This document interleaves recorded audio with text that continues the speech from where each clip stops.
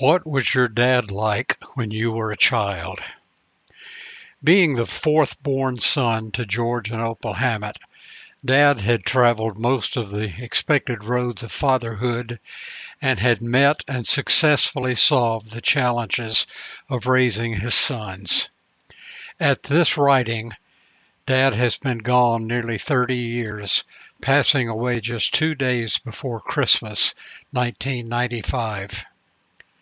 That was the time of year when our family would make an annual pilgrimage to Faye's hometown to visit with family. We knew that Dad's health had declined significantly and he would not last much longer, but we thought we could make the trip to Red Lion, Pennsylvania, and return to Chattanooga and Montgomery with time to spare. He had been in the hospital a few days, and it was determined the best course for him would be to move to a nursing home to receive good personal care, meals, regular visits from family and friends.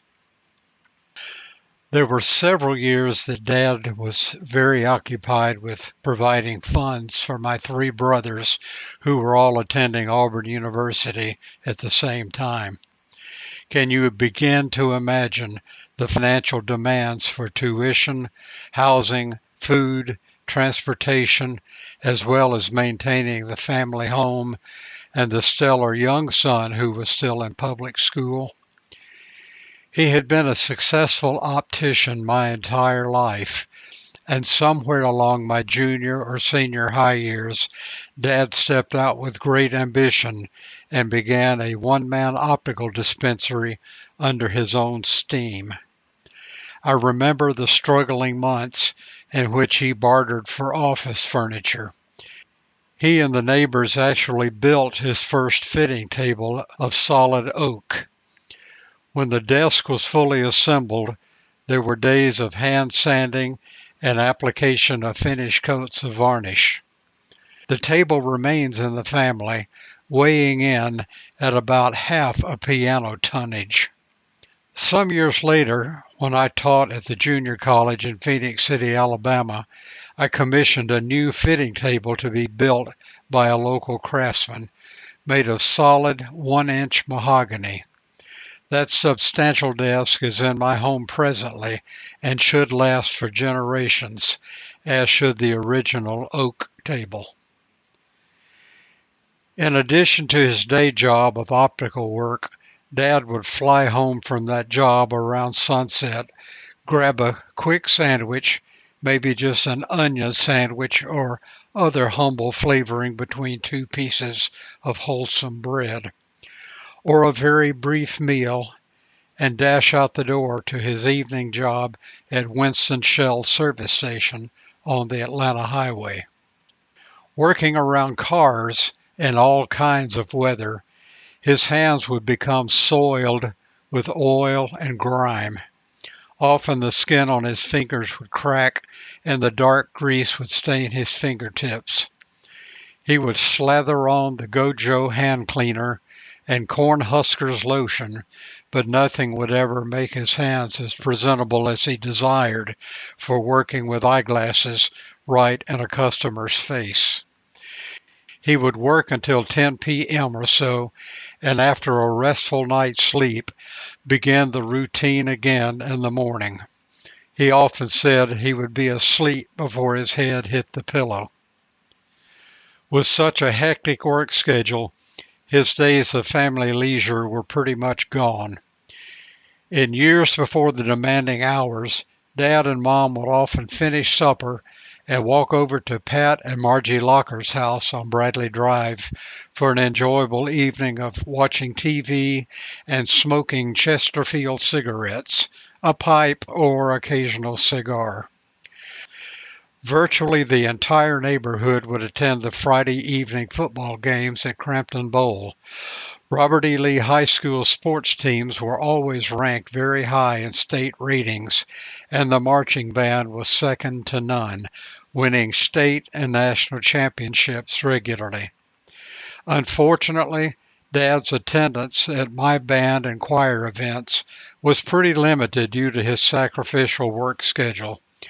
I certainly understood, but it would have been nice to have that extra set of eyes in the stadium or concert hall.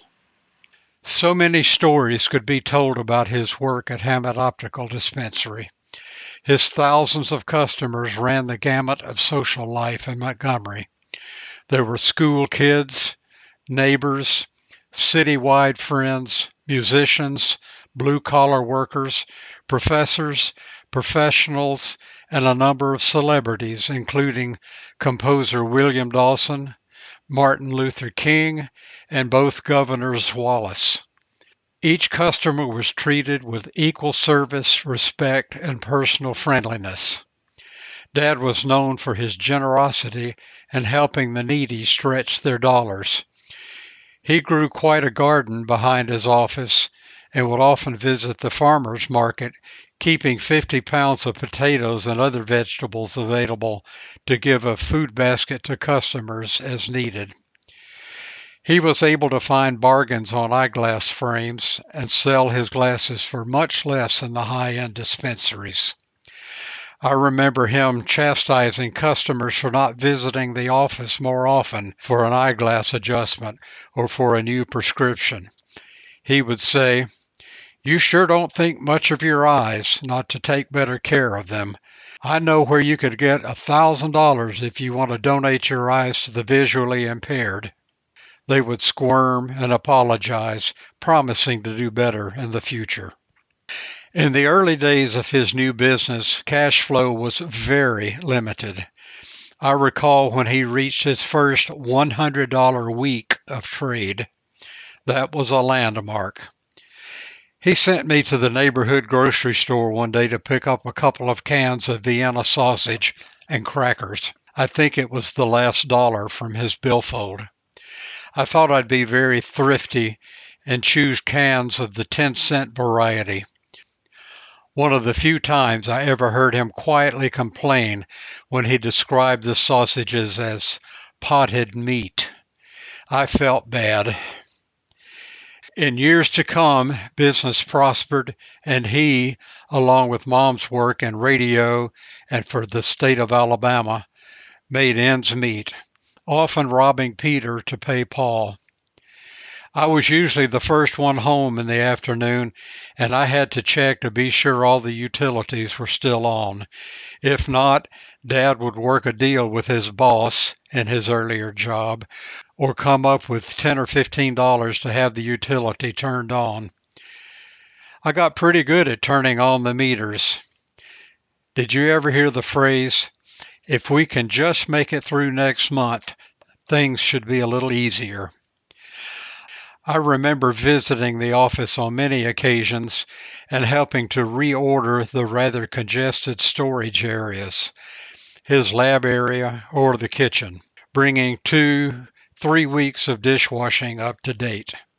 I'm sure George Jr. would have dozens of stories to tell about the optical business, as he was Dad's right-hand man with the bookkeeping, sending statements, and paying the bills by the 10th of each month. There are a number of blank years when memory fails to recall many specifics.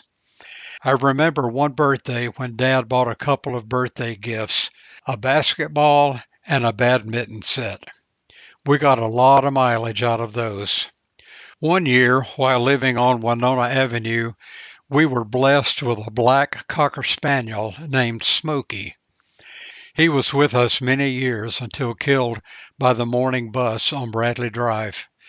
I can remember Dad always wearing a white, well-ironed dress shirt with a tie or bow tie to work.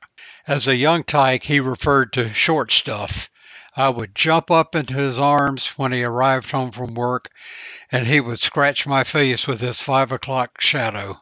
The only other story that comes to mind presently was the time I purloined $1 from Brother Ken's wallet and went to the store, purchasing model cars, candy, and other kids' toys. My defense for my sudden wealth was, "I found the money." After experiencing an all-knowing third degree from Dad, I finally confessed my crime and was delegated the task of earning the money through chores or being rewarded a dime or nickel for good conduct to pay Ken back. Definitely a lifelong lesson. In Dad's last years, he would call to chat for a while, but with his limited speech and lack of creative conversation, it was difficult to keep the conversations moving along. It was so thoughtful of him to make the effort to stay in touch and, in his way, express his love. At this point, I'm going to insert an essay recounting the last few weeks of Dad's life and a few events surrounding those days. This essay entitled The Gift of October 29, 1995. At the time of this writing, it has been 1 year since one of the most enjoyable weekends of my life. It was a time of enormous summary of most of the people, places, and events that have been truly dear to me for nearly half a century. Plans had been in preparation for many months to attend the special halftime celebration at Troy State University football game during the weekend of October 29, 1995. The special nature of the event was the celebration of the accomplishments and retirement of bandmaster Johnny Long. Dr. Long is that teacher of legendary influence who, far more than in his area of music, affected the lives of countless thousands of musicians and citizens throughout the nation. Beyond his role as a teacher, musician, and inspiration, he has been a friend for over 40 years. I had not participated in the homecoming festivities since graduation from Troy State in 1971 and had not visited the campus but once since completion of the master's program in 1975. 20 years is a fairly long time to stay away, and I must admit that mixed with the excitement of seeing the band, Dr. Long, and many old schoolmates, I had a bit of apprehension associated with touching base with that segment of my past. Apprehensions immediately evaporated as we settled onto the campus. I drove past my old dorm and down past I drove by my old dorm and down past the band room and the practice field parking lot. As my family got out of the van, we noticed a commotion just down the block. We went to investigate and could not have stumbled into a better situation. The 800-member combination alumni and university band was rehearsing for the special halftime performance. Phil Kelly was announcing over the PA system, and the excitement could not have been any higher. We settled in to watch the rehearsal and hadn't been there more than 3 or 4 minutes when Mrs. Long walked by. We exchanged greetings, and she issued instructions, as any loving mother would, for me to get out on the field and to take my position.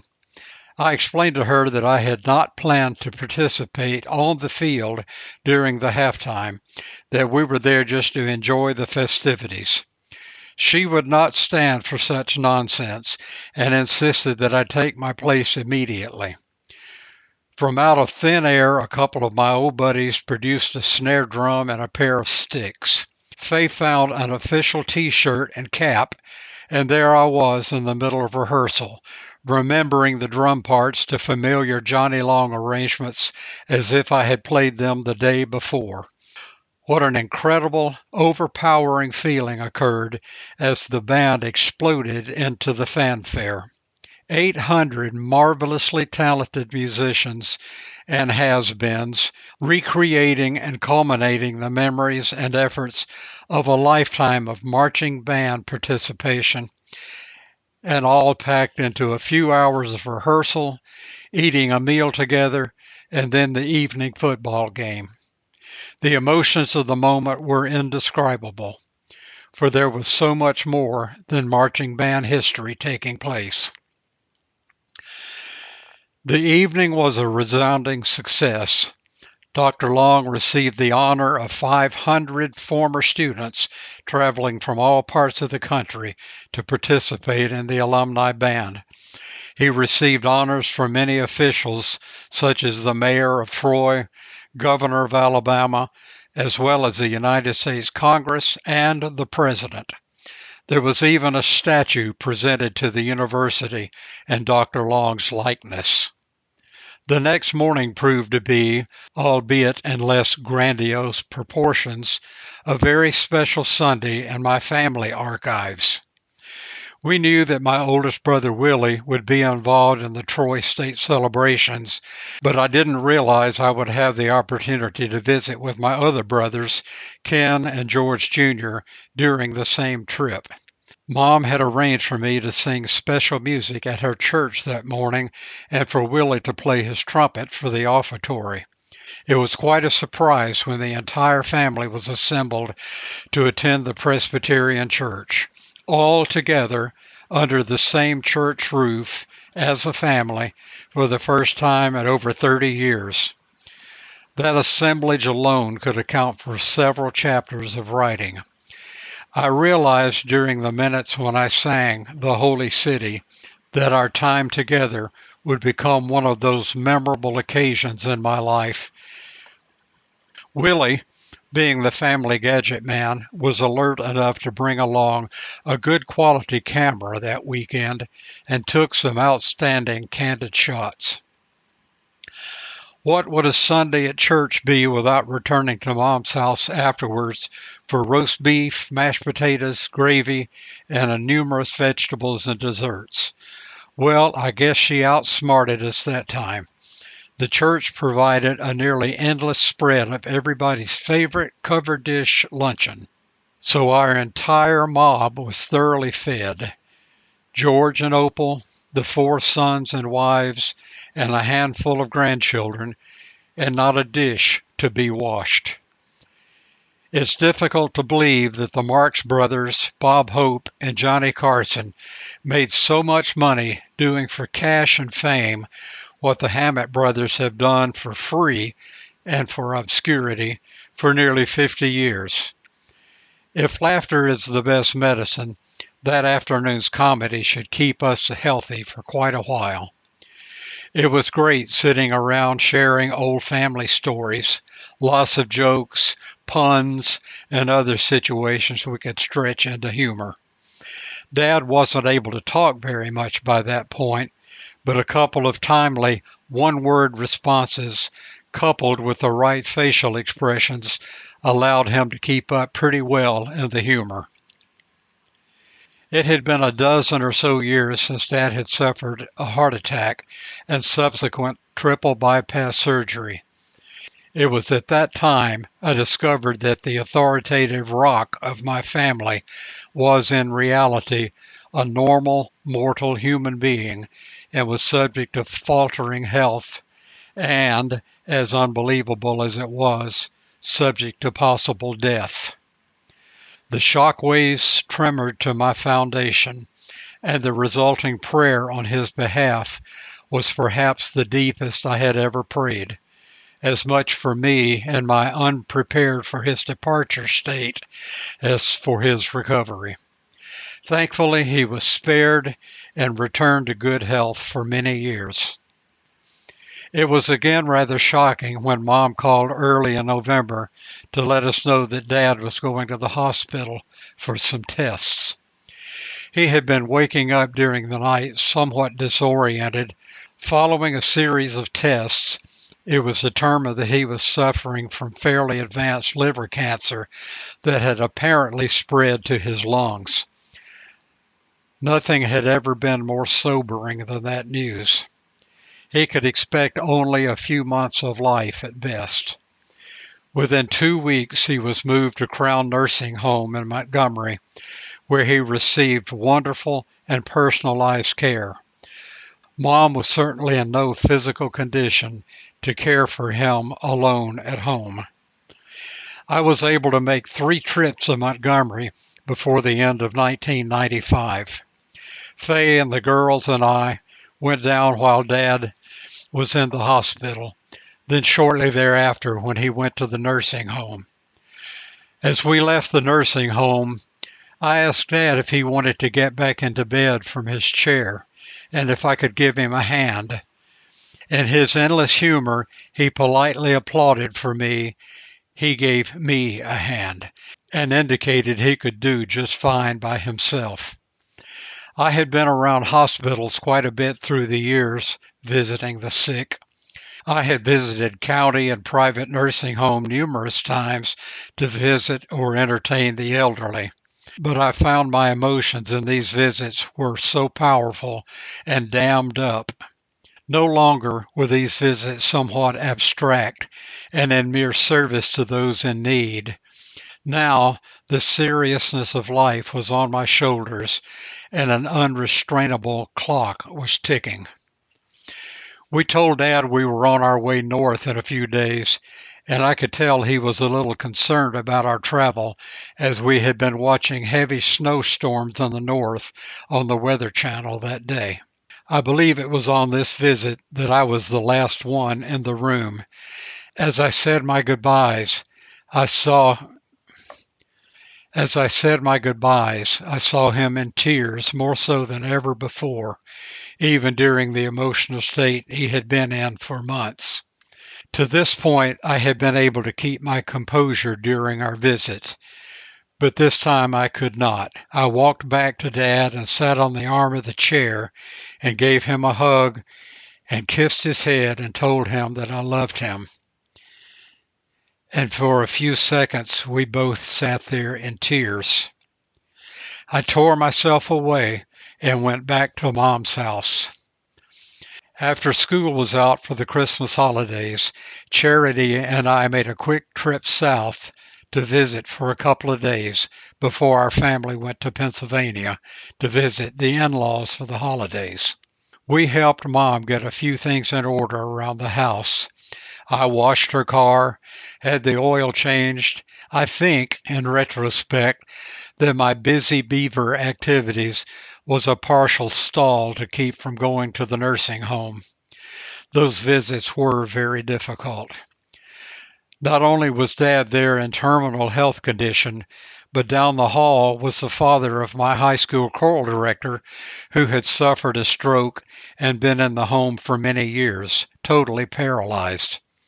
Visits with Frank Dudley were also difficult. During that visit, Mom made an effort to get Dad's signature on some legal papers. He seemed to be agreeable to sign, but was unable to physically manipulate the pen by that time. I still have a secret suspicion that he might have been preserving his last bit of independence and dignity and not giving his power of attorney. Perhaps not, but I thought I saw a little fight left in him that day. He was very weak and quickly went back to sleep after that effort. He had not taken any appropriate nourishment for many days. The family wrestled with the decision to honor his request to avoid life support systems and feeding tubes. Although we all became experts in wishy-washiness, we honored his request. The next morning I went back to visit Dad and he was not very responsive. Our neighbor Willie Butler had been sitting with him for some time. He said he had just been sleeping all morning. The day before, he had responded quite positively to the fact that Johnny Long had been by to see him and brought some flowers. That was the last smile I saw on his face. I sat with him a while he slept. He would open his eyes once in a while. Realizing this could go on all day, I decided to go to Mom's house and get some rest for the trip to Pennsylvania. I rubbed Dad's arm as he laid there and said, "I wish you could tell us what's on your mind. I know it must be tough." With that, I left him sleeping. I was doing as well as I would be expected, keeping my macho emotions in check. As I drove home, I met one of the Three Musketeers on Bradley Drive walking around the corner, and I stopped to say hello. Pat Locker had been far more than a neighbor through the years, and he summed up things so well. At first he was speechless, but finally came up with some thoughtful, comforting words, and as he was about to lose his composure, he said, "We are family." With that, I realized Pat wasn't losing a neighbor. He was losing a brother. No, a friend who was closer than a brother. His loss was as big as mine. I drove on home, and for only about the second or third time, I completely broke down into the tears of pending parental death. We returned to Chattanooga and set out for our trip to Pennsylvania. Faye's sister and brother-in-law hosted a family get-together on Saturday evening, December the 23rd. We returned to my in-laws' home from the party around 9 p.m., and shortly thereafter, Mom called with the news of Dad's death. Thankfully, the mind operates on several levels, sometimes several levels simultaneously. My sensible mind garnered the necessary details and made plans to travel back home. My merciful mind thanked God that Dad's illness had been with only minimal suffering and relatively short in duration. The rest of my mind conveniently went into neutral. The funeral went as all would hope a funeral would go. Hundreds of friends attended. Flowers arrived from family and significant friends. Mom said goodbye to her mate of 57 years. The organ music evoked tears. The minister was comforting, and the family dealt with the grief, even finding a few smiles and humorous moments with old friends. It was cold and overcast at Greenwood Cemetery. The wind was blowing, and my suit wasn't quite warm enough, but we endured. Mom and George went on home. Willie, Ken, and I waited until the grave was closed. I tossed a small handful of dirt from the front-end loader just before the workers began to cover the grave. Just seemed like the right thing to do. Then it was over. During Mom and Dad's last two visits in our home, I absorbed every moment as if it would be our last together. I knew Dad's health was failing, but I didn't know how fast. They had been in Chattanooga in late May of 1995, and with the exception of his speech difficulty, Dad seemed rather robust. By October, he had lost weight and strength, but was still getting around pretty well. What would I take for the weekend of October 29th, 1995? That kind of wealth does not exist. In those 2 days, I pulled together nearly 30 years of life, memories, college, music, career, family, church, all things that really matter in one's life, into one neat, memorable package that will last my lifetime. It is my deep belief that the happy days of October were carefully orchestrated by our loving, caring Heavenly Father. What a wonderful and kind gift.